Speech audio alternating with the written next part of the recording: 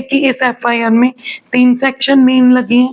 पहला section murder का लगा है, दूसरा सेक्शन क्रिमिनल कॉन्स्पिरेंसी का लगा है, मीन्स कि पूरे परिवार ने मिलकर साजिश रची, साजिश रचकर निक्की को जिंदा जला दिया, और तीसरा सेक्शन नॉर्मल मार पिटाई का लगा है। तो अब जब इतना कॉन्ट्रडिक्शन हो जाएगा एफआईआर में 164 के बयान में, और जो यूट्यूब के सामने कंचन के हाले बयां हुए हैं वो तो एक विटनेस ही है।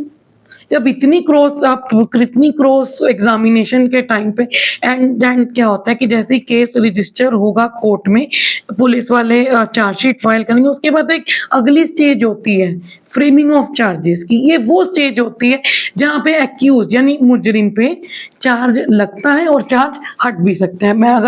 अगर मैं नॉर्मल इजी भाषा में आपको बताऊं तो इस जो चार्जेस, जैसे एफआईआर में 3 चार्जेस लगे हैं विपिन पे, मर्डर का, क्रिमिनल कॉन्स्पिरेंसी का और मार पिटाई का, तीनों सेक्शंस पे बहस होगी जो कंचन के वकील को भी करनी है, प्रोसिक्यूशन को भी करनी है जो कंचन का की तरफ से के वकील की तरफ से होगी, और दूसरी तरफ एक्यूज डिफेंस की तरफ से होगी। अब विपिन बहस करेगा कि मेरे पे चार्ज हटाओ, तो अब कंचन को बहस करनी पड़ेगी ये चार्ज क्यों लगने चाहिए।